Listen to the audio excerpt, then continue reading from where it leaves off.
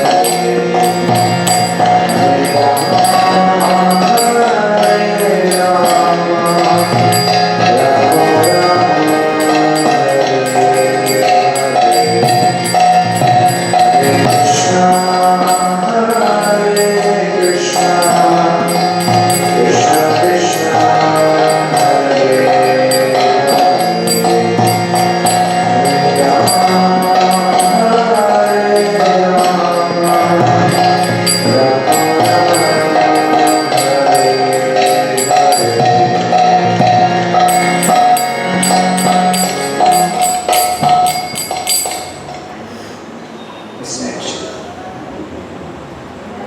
और कोई करता वाला है? Nobody knows. Okay. Catch ठीक है तो दोनों ऑफ पे जा रहे हैं. मैं इधर जा रहा हूँ इधर. ठीक. Hare Krishna, Hare Krishna, Krishna Krishna, Hare Hare, Hare Rama, Hare Rama, Rama Rama, Hare Hare, Hare Krishna,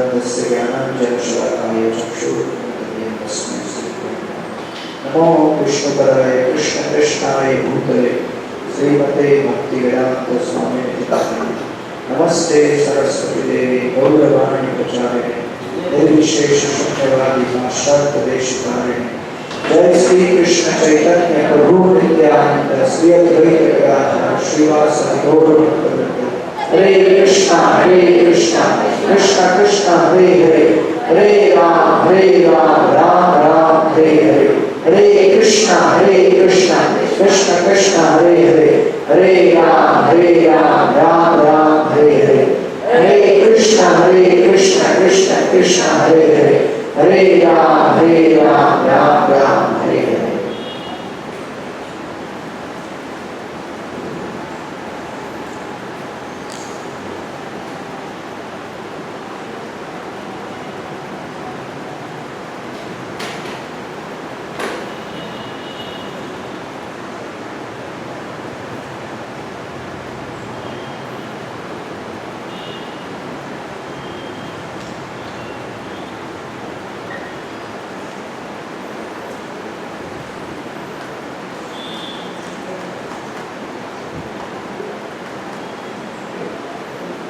हरे कृष्ण।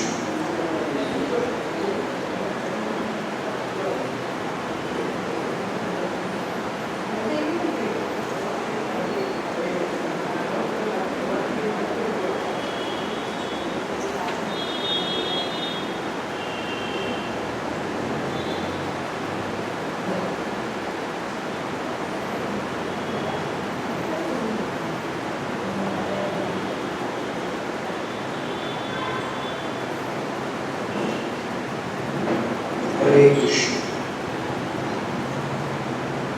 श्रीमद् भागवत के नवम स्कंद के 10वें अध्याय का 12वां श्लोक है।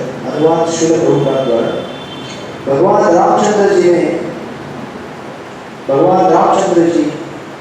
जिनके चरण कमल ब्रह्मा जी तथा शिव जी द्वारा पूजित है मनुष्य का रूप धारण किया था। अतएव उन्होंने जटायु का दाह संस्कार किया जिसे रावण ने मारा था। तत्पश्चात भगवान ने कुबंधक नामक असुर को मारा और वानर राजों से मैत्री स्थापित करके बाली का वध किया तथा सीता देवी को छुड़ा लाने की व्यवस्था करके वे समुद्र के तट पर गए और पल लिया। जब रावण ने सीता का अपहरण किया तो मार्ग में पक्षीराज जटायु ने उसको रोका, किंतु शक्तिशाली रावण ने युद्ध में जटायु को परास्त कर दिया और उसका पंख काट दिया। जब रामचंद्र जी सीता की खोज कर रहे थे तो जटायु ने बाणासुर का अवस्थान लिया, जिसने जानकारी दी कि सीता जी को रावण ले गया है।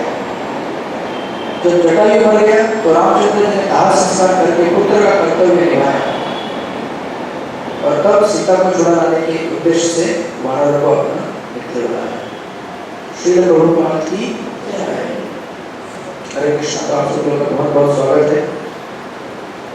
आप लोग आपका कीमती समय निकालकर आज मंगलवार के इस कथा कार्यक्रम में उपस्थित हुए हैं। तो आप लोग भगवान रामचंद्र के अनंत गुणों का वर्णन रामायण से सुन रहे हैं और जिस प्रकार यहाँ पे श्री प्रभुपाद कहते हैं ये जो लीलाएं हैं आगे आएंगी हमको। इस प्रकार भगवान राम ने जटायु का दाह संस्कार किया। भगवान के लिए कोई भी छोटा या बड़ा नहीं होता है, भगवान के लिए सब समान है। क्योंकि भगवान भौतिक स्तर पर चीजों को नहीं देखते और हम लोग भौतिक स्तर पर देखते हैं।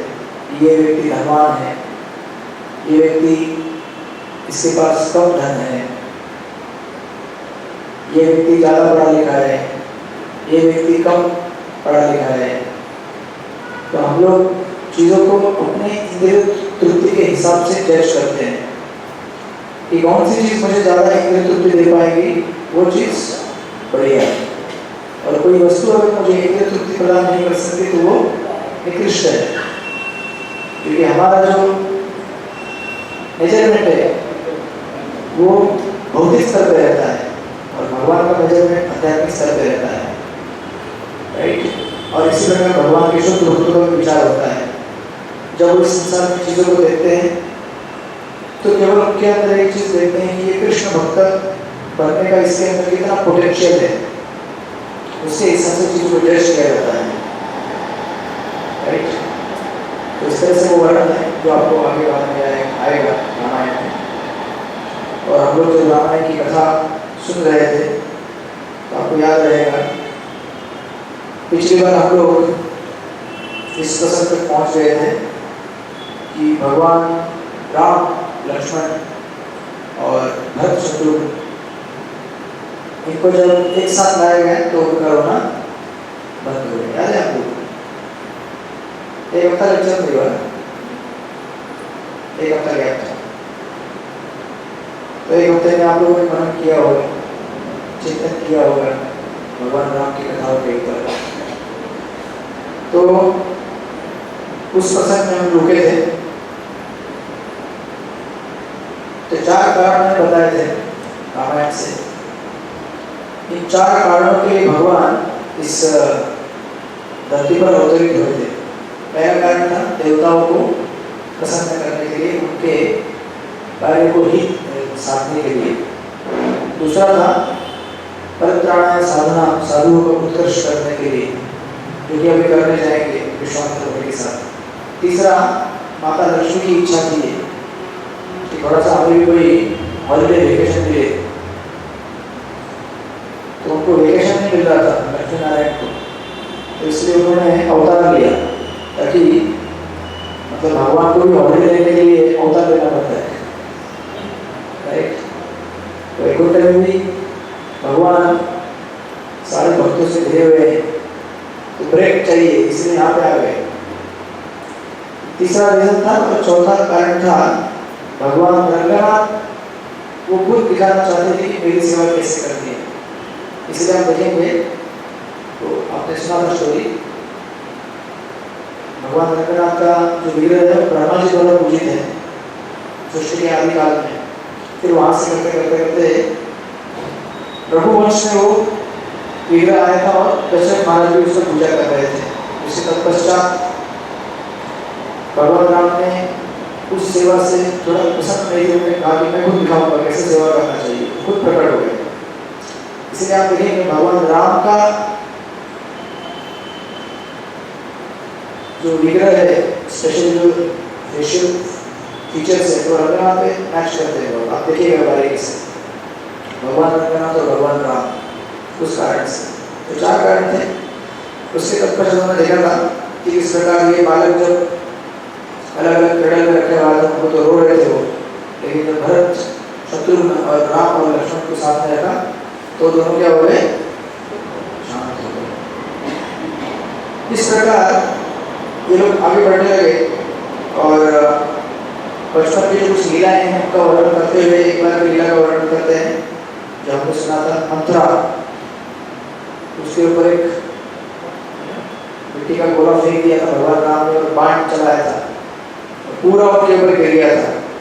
तो उसको देख के सब लोग हंसे थे, तो उससे मंत्रा काफ़ी डिस्टर्ब हो गई थी और उसने उस चीज़ को अपने कैमरा में कैच कर लिया था, CCTV में।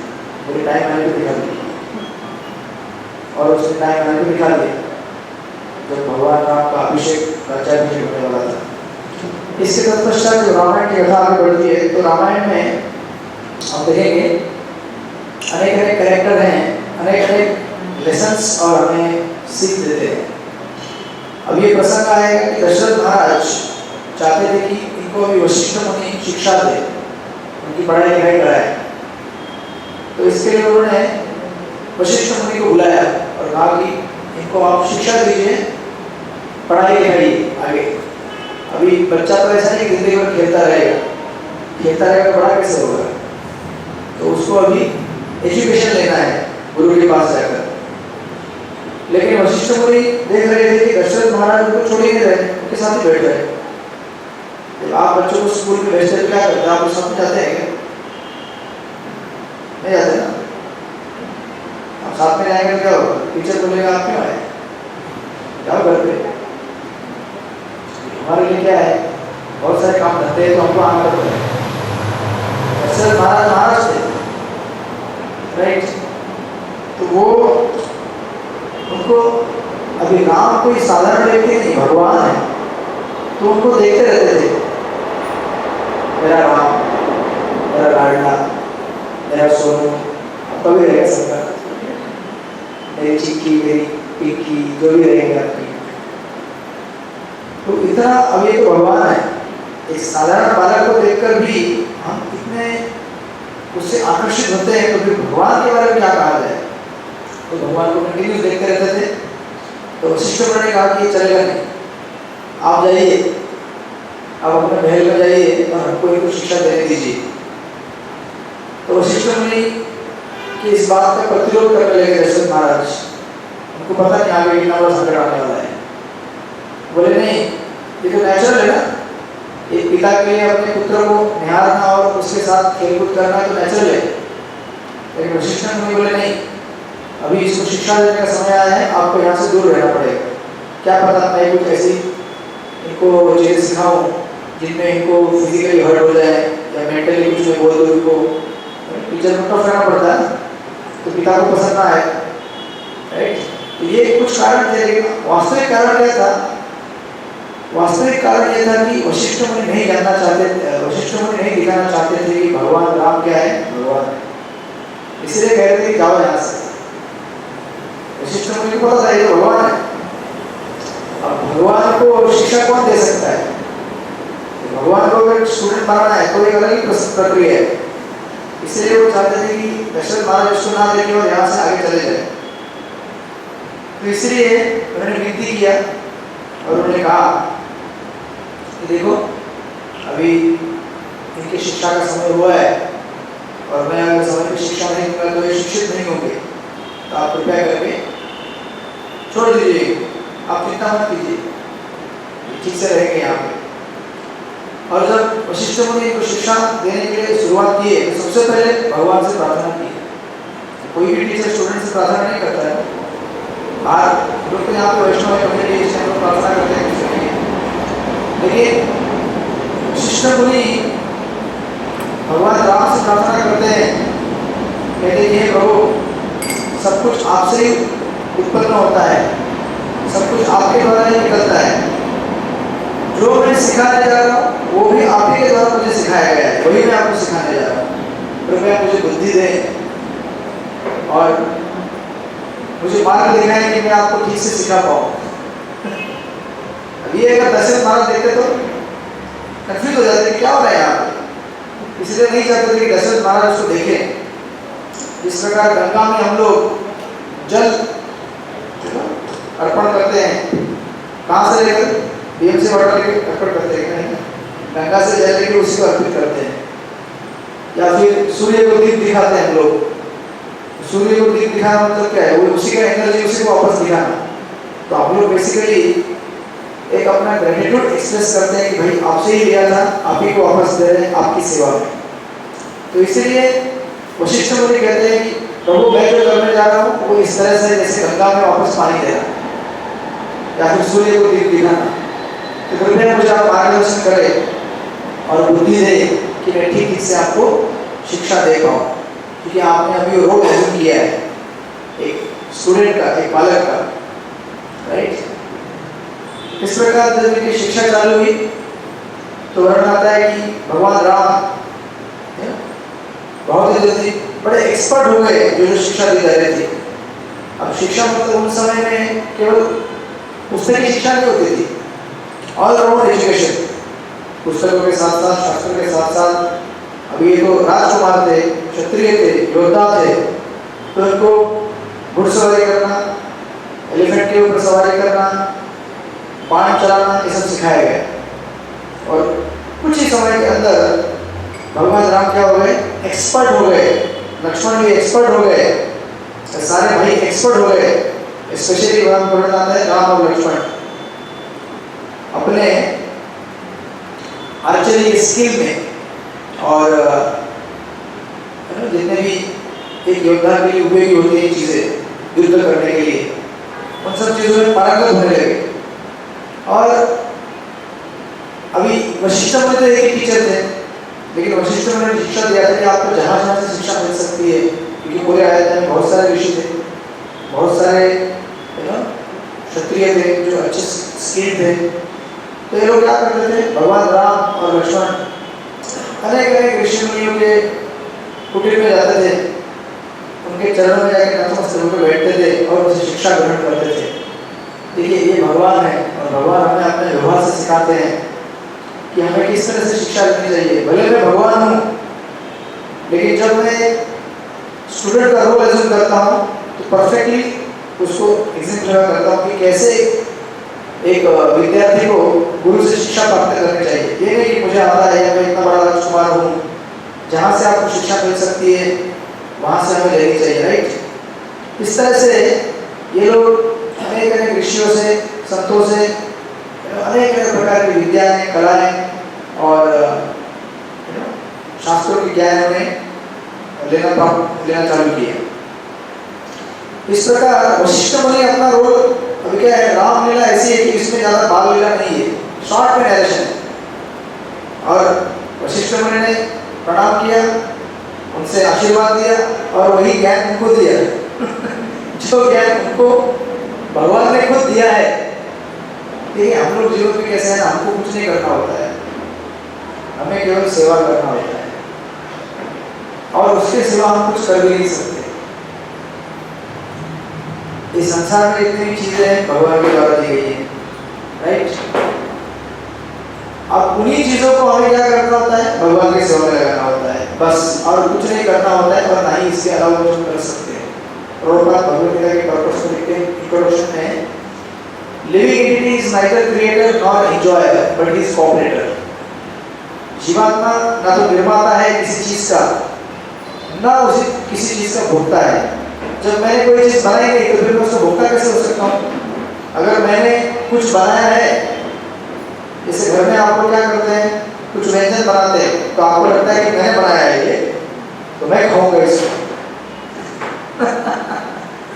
तो हमें लगता है कि मैं क्रिएटर हूँ, मैंने अपने पैसे से कमाया, मैंने अपनी मेहनत से परिश्रम करके रिक्शा, ट्रेन, बस पता नहीं क्या चेंज किया दिन भर में। रात को मैं आता हूँ तो मैं क्या हूँ, लाओ रे भाई प्रसाद लेके पानी लेके आओ। नहीं मिला तो क्या होता है आपको पता है,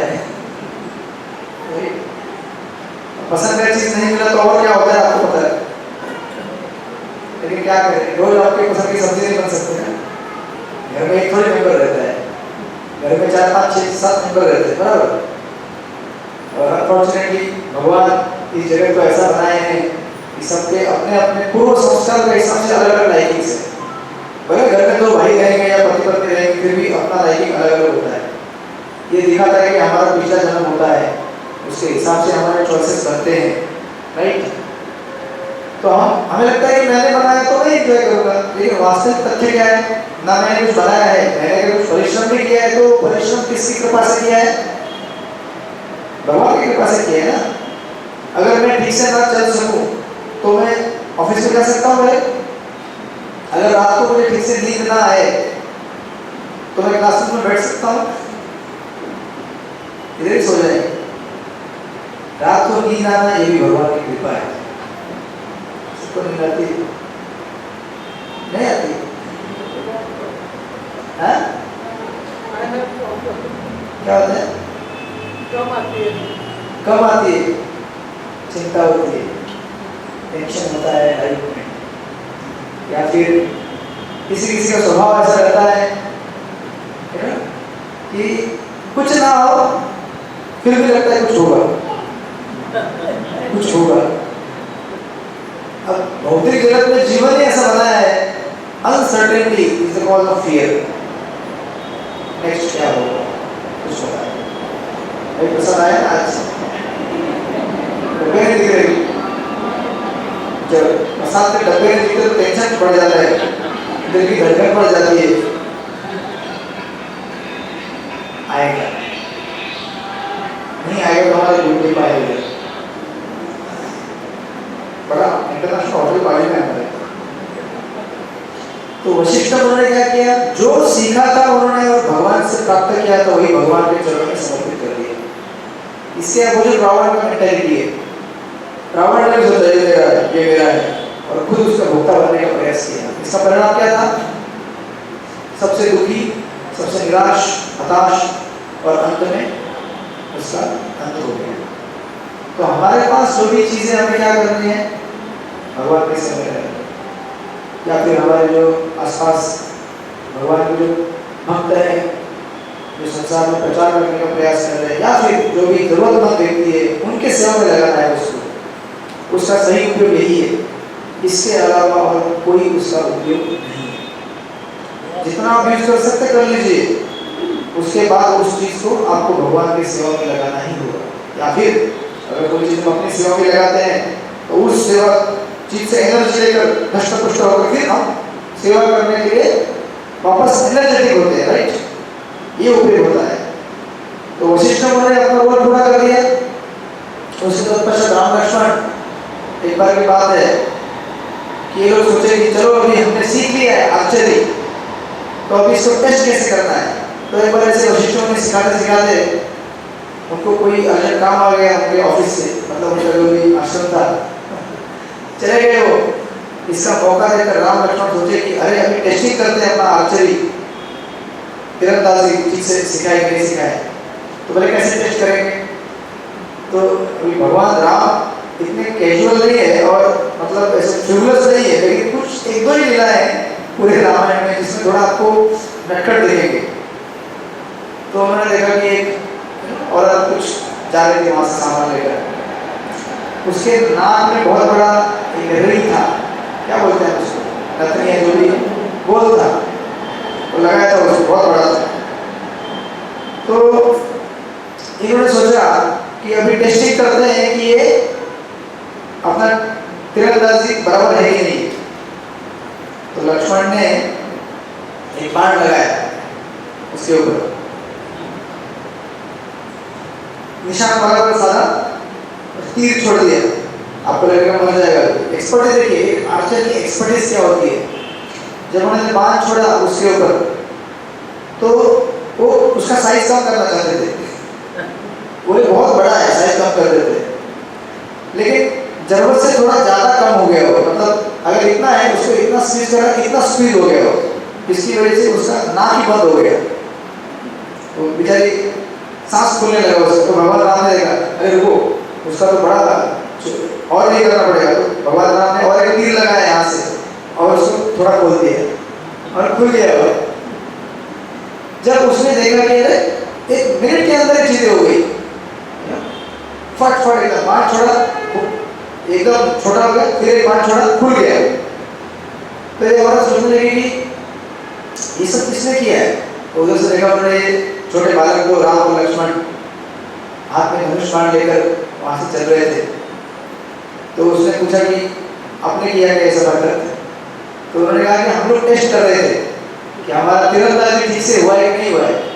तो औरत बोली ऐसा हो ही नहीं सकता, एक मरते लोग में एक मरते मनुष्य इतना एक्सपर्टली आर्चरी कर ही नहीं सकता, ये असंभव है। तो उस समय जब इन्होंने ऐसा जब बोला तो लक्ष्मण ने कहा कि हम प्रूव करके दिखाएं, वापस हम सिद्ध करके दिखा दें कि हमने चलाया बाण। तो उन्होंने उस रिंग को एक सैंपल दिखाने के लिए उसको पूरा एक बाण चलाया और वहां से उड़ा दिया नाक से, और बाण बिल्कुल भी छुआ नहीं उनको। और भगवान राम ने दूसरे साइड से और एक बाण चलाया और उस रिंग को पुनः बाण से उठाकर वापस लगा दिया। ओरिजिनल रजनीकांत। तो ऐसे मतलब टेस्टिंग चल रहा था इनका, इतने में वहां से वशिष्ठ मुनि आ गए। लेकिन वशिष्ठ मुनि को पता होने के पहले ही ये लोगों ने उस स्त्री को समझा बुझा के कि हमारा एक्सीडेंट हो गया, हम जाओ फटाफट यहाँ से, उसको वहां से भगा लिया। तो ऐसे ज्यादा नहीं, एक दो ही भगवान, क्योंकि भगवान राम का क्या है, कैरेक्टर जो है बड़ा सीरियस गंभीर पात्र है, तो इसलिए रामायण ज्यादा फोकस करता नहीं है इस लीलाओं के ऊपर। उसके बाद देखेंगे जब भगवान राम ये सब शिक्षाएं लेकर आगे बढ़ते हैं, अपने प्रजा के साथ इंटरेक्शन करते हैं, तो राम सबसे प्रिय बन जाते हैं सब लोगों की पूरे अयोध्या में। राम के मन में इतना प्रेम है लोगों के लिए, जैसे हमने पहले भी देखा था कि लोगों के घर में जाना, उनसे मिलना, लोगों के दुख जानना, उनको कोई मदद चाहिए तो मदद करना, ये इस प्रकार उनका व्यवहार था सारे प्रजा के लिए, चाहे कोई भी हो व्यक्ति, छोटा हो बड़ा हो, कैसा भी हो, गरीब हो अमीर हो, सबके लिए एक समान रूप से व्यवहार उनका था। इस व्यवहार से भगवान राम इतने प्रिय बन गए अयोध्या में सबके लिए, और यही जो पसंद है, मतलब जब प्रेम बढ़ता है किसी के साथ तो उसके साथ आसक्ति भी बढ़ती है, राइट। अभी ये तो भगवान इसलिए के साथ आसक्ति बढ़ना अच्छी बात है, लेकिन भौतिक जगत में किसी से प्रेम बढ़े तो आसक्ति बढ़ती है, और आसक्ति की जब कभी उसको छोड़ना और अपना दुख होता है। रामायण में वही प्रसंग आएंगे जब इस तरह से इनकी शिक्षा पूरी हो गई और वेल ट्रेंड हो गए, ये अयोध्या में पूरे बड़े पॉपुलर हो गए और सबके प्रिय बन गए। उस समय दशरथ महाराज, उनका आनंद, जैसे पिता को अगर पुत्र को देखते हैं कि मेरा बेटा भी बढ़ रहा है, पढ़ाई कर रहा है, एक्सपर्ट बन गया है, बड़ा डिग्री लिया है, पिता का छाती चौड़ा हो जाता है, मेरा बच्चा, है ना। जैसे क्या रहता है कि जो सपने पिता पूरे नहीं कर सकता अपने वो अपने पुत्र से पूरे करवाता है, right.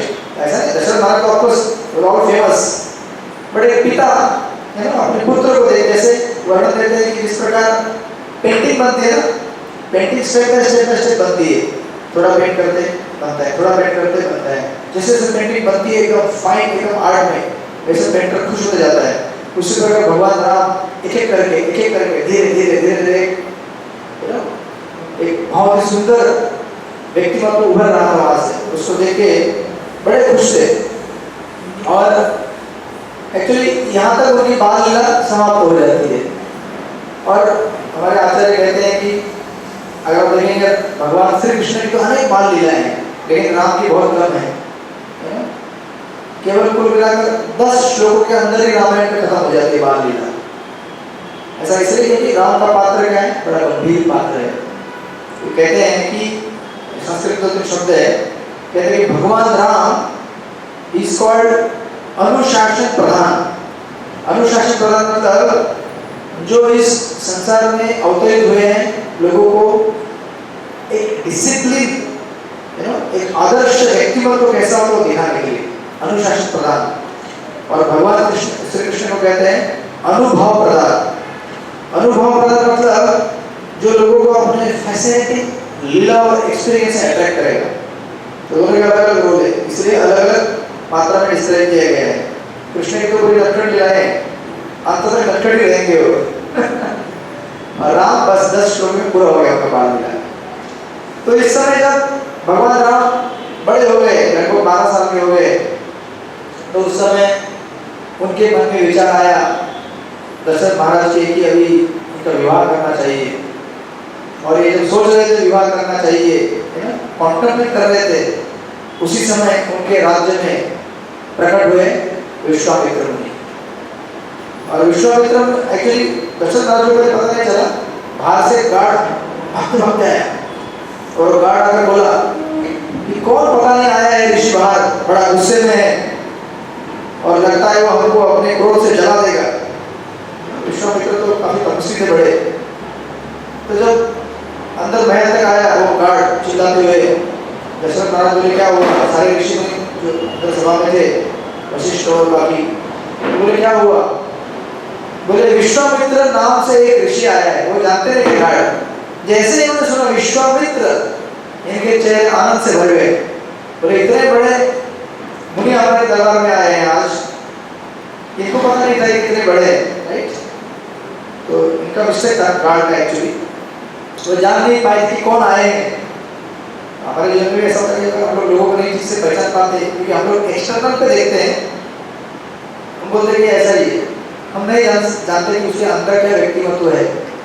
Just by seeing external अगर जज करेंगे तो हम प्रॉब्लम में आ सकते हैं, राइट। हमें उनका देखना चाहिए। जैसे प्रभुपाद कहते हैं a fool is not discovered unless he speaks। मूर्ख व्यक्ति जब बोलना चालू करता है तो समझ में आता है बोल रहे, तब तक उसने एकदम टाई कोट सूट पहना होगा, पता चलता है कि कितना बढ़िया व्यक्ति है।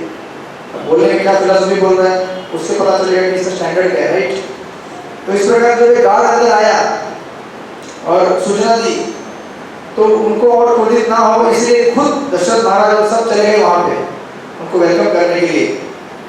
और दशरथ महाराज एक टाइम पे सोच रहे थे कि मतलब बड़ा उत्सव है कि विश्वामित्र मुनि आए हैं, लेकिन आगे क्या है पता नहीं, आगे अभी क्या होने वाला है, राइट। और कैसा होता है कि हम लोग अभी दशरथ महाराज कॉन्ट्रैक्ट कर रहे थे कि मुझे क्या करना है, इनका विवाह करना है, और विश्वामित्र मुनि इसके लिए ही एक माध्यम बनेंगे भगवान राम को उनका विवाह कराने के लिए। लेकिन कभी कभी क्या होता है कि हम लोग जीवन में हमने कई इच्छाएं की होती है, कई इच्छाएं हमारी होती है, अभी भी कई इच्छाएं हमारी, राइट। नहीं इच्छा बहुत सारी इच्छाएं है ना, अनगिनत अनलिमिटेड, मांगते रहते हैं हम लोग भगवान से, ये दो वो दो, ये होना चाहिए वो होना चाहिए। कुछ कुछ सपने ऐसे होते हैं 20 साल पुराने सपने होते हैं कि नहीं अभी तक पूरे नहीं हुए, है ना कि नहीं। 20-25 अरे 20-25 साल के पिछले जन्म के कई जन्मों के सपने होते हमारे मन के पटल पर लगे हुए हैं, चिपके हुए हैं, हमें पता नहीं चलता एग्जैक्टली किस रूप में है वो। लेकिन भगवान कैसे हमारी इच्छाएं पूरे करने के लिए अरेंजमेंट करते रहते हैं, और किसी को किसी से मिला देते हैं, किसी को कहाँ बुला लेते हैं, किसी को एक्सीडेंट की लॉटरी लग जाते हैं, लॉटरी खेलना होता है, किसी को 1000 कुछ मिल जाता है। और कभी कभी हम लोग समझ नहीं पाते कि क्या हो रहा है लाइफ में, ये चीज नहीं होनी चाहिए, क्यों हो रही है। तो हिस्ट्री चेक कीजिए, आपका जो डाटा चेक कीजिए, पुराना आपके मेल चेक कीजिए, पुराने मेल से व्हाट्सएप का हिस्ट्री चेक कीजिए, पता चलेगा कि क्योंकि मांगा था ये और वो अभी आया है मेरे सामने, राइट।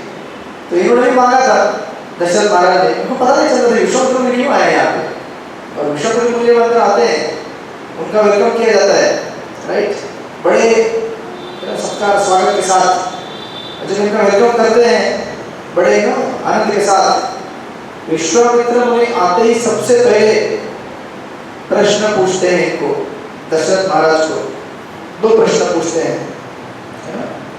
तो प्रभुपाद क्या करेंगे, प्रभुपाद कहते हैं कि दशरथ महाराज को जब विश्वामित्र मुनि बोलते हैं तो पूछते हैं कि राजन, आपका मृत्यु के ऊपर विजय प्राप्त करने का प्रयास कैसा चल रहा है, आपका मृत्यु के ऊपर विजय प्राप्त करने का प्रयास सफल हो रहा है कि नहीं हो रहा है।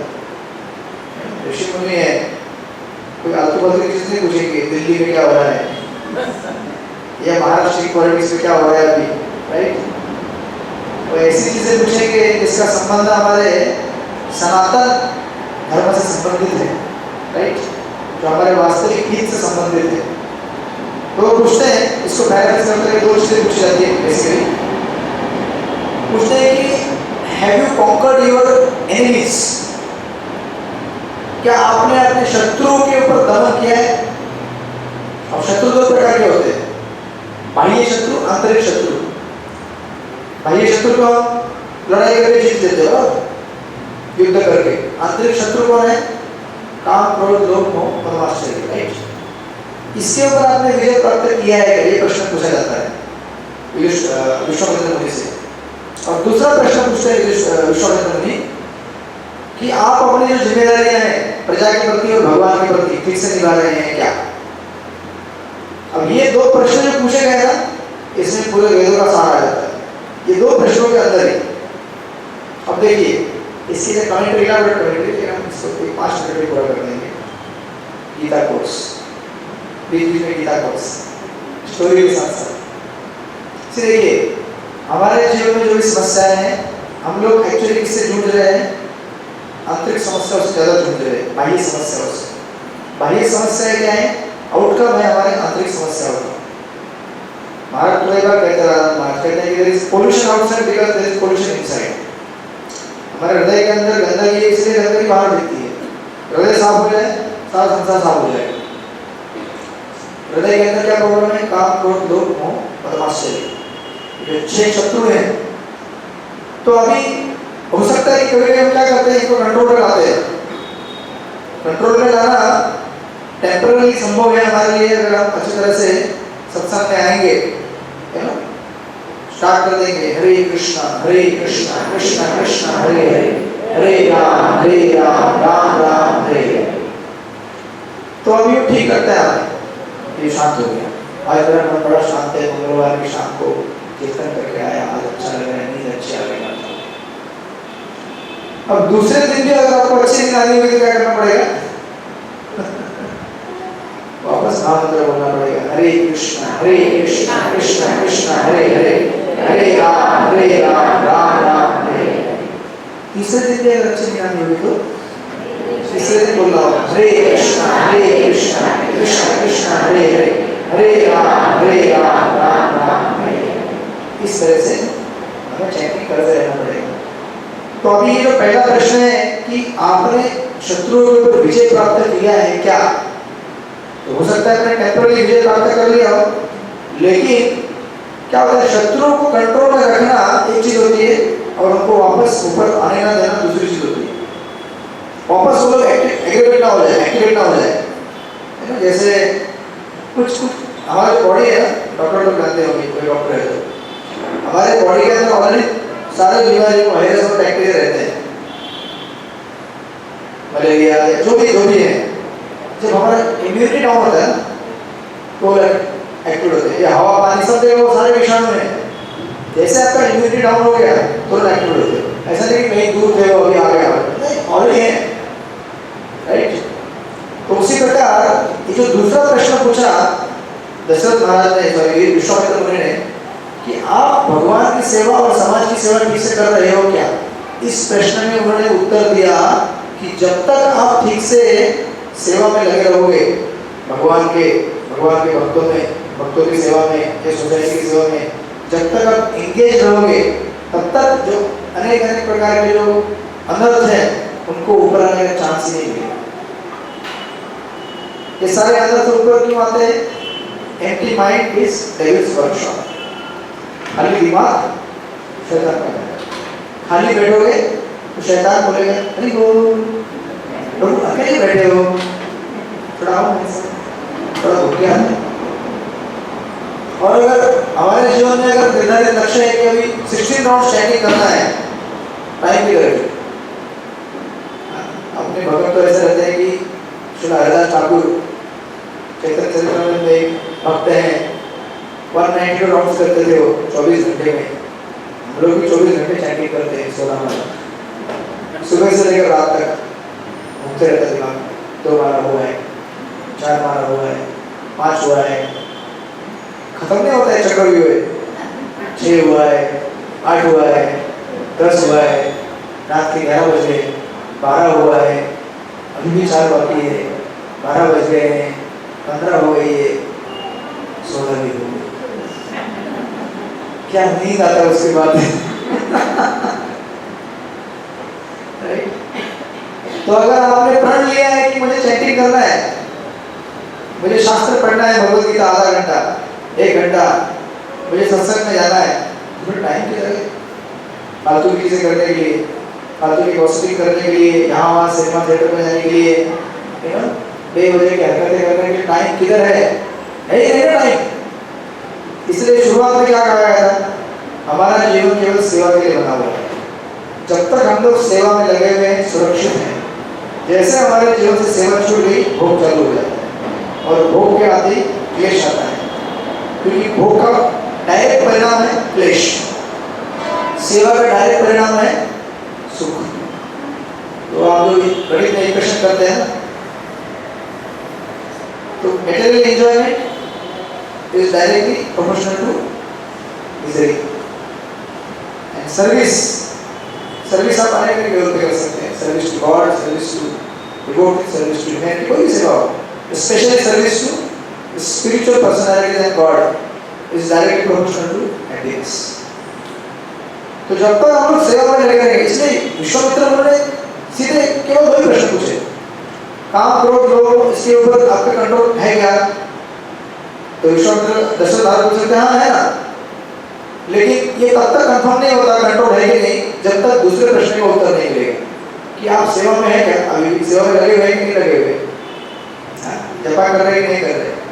हरे कृष्णा कृष्णा कृष्णा हरे हरे हरे राम राम राम हरे हरे। तो अगर हम सेवा में नहीं लगे, अगर हम है ना भगवान के ध्यान में नहीं लगे, तो हमारे जीवन में जो अनेक अनेक उपद्रवी चीजें हैं वो आनी है और हम भी उपद्रव करना चालू कर देंगे, राइट। इसलिए ये बहुत सुंदर उन्होंने पूछा और ये 2 प्रश्नों के अंदर पूरा उत्तर उन्होंने दिया है, राइट। और सबसे टफ पार्ट क्या होता है? सेकंड वाला। सब लोग तो आते हैं सत्संग में, बोलते भी हैं कि चलो हम अभी इतना करेंगे, लेकिन एग्जीक्यूशन इज वेरी डिफिकल्ट।